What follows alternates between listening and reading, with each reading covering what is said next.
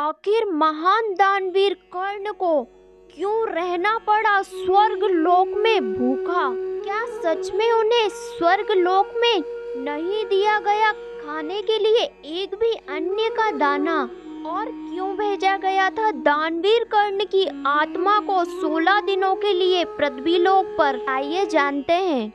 महाभारत काल की ऐसी कई कहानियां हैं जिन्हें शायद बहुत ही कम लोगों ने सुना होगा, लेकिन उन्हीं में से एक है दानवीर कर्ण की ये कहानी, जिसे जानकर आप भी हैरान रह जाएंगे कि आखिर स्वर्ग लोक में ऐसा क्यों होता है।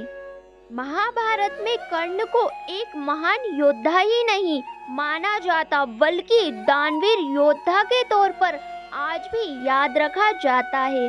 महाभारत के अनुसार कर्ण इतने दानवीर थे कि सब कुछ जानते हुए भी उन्होंने अपने कवच कुंडल इंद्रदेव को दान में दे दिए। कर्ण को पता था कि कवच कुंडल देने के बाद कुरुक्षेत्र की रणभूमि पर उनकी भेंट मृत्यु से होगी, लेकिन फिर भी कर्ण अपने दानी स्वभाव से पीछे नहीं हटे और महाभारत के घनघोर युद्ध में उनकी मृत्यु हो जाती है।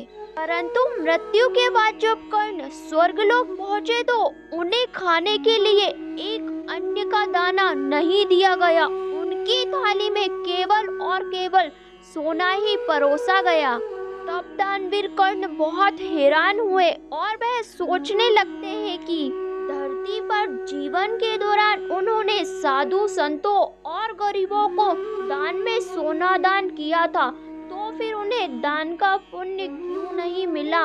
भोजन की थाली में उन्हें अन्न की जगह सोना क्यों मिल रहा है? तब कर्ण के इन प्रश्नों का उत्तर देवराज इंद्र ने दिया। देवराज इंद्र मुस्कुराते हुए कहते हैं कि हे दानवीर कर्ण, तुम बहुत दानी हो, लेकिन केवल सोने का दान करना ही मुक्ति और स्वर्ग में सुख शांति के द्वार नहीं खोलता, बल्कि पितरों की कृपा पाकर ही स्वर्ग का आनंद लिया जा सकता है।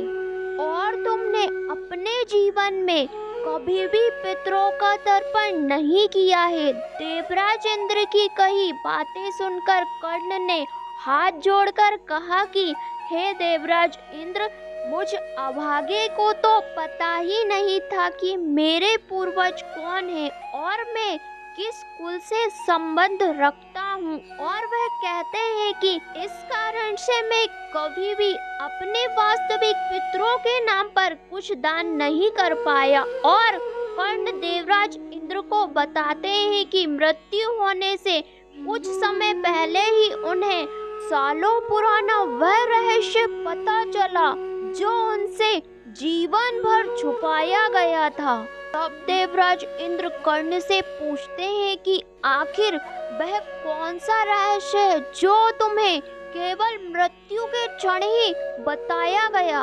और वे बताते हैं कि वे वास्तव में कुंती पुत्र हैं। कर्ण की दुख भरी कहानी सुनकर देवराज इंद्र उन्हें 16 दिनों के लिए फिर से पृथ्वी पर भेज देते हैं। पृथ्वी लोक पर वापस आकर कर्ण ने अपनी गलती सुधारते हुए 16 दिनों तक पितरों का तर्पण किया और श्राद्ध भी किया। कर्ण ने पितरों के नाम पर अन्नदान भी किया। आपको बता दें कि पौराणिक कहानी के अनुसार इन्हीं 16 दिनों को पितृपक्ष के नाम से जाना गया। तो महाभारत का यह सुंदर प्रसंग आपको कैसा लगा कमेंट में ज़रूर बताइएगा, और वीडियो अच्छी लगी हो तो लाइक कर दीजिए।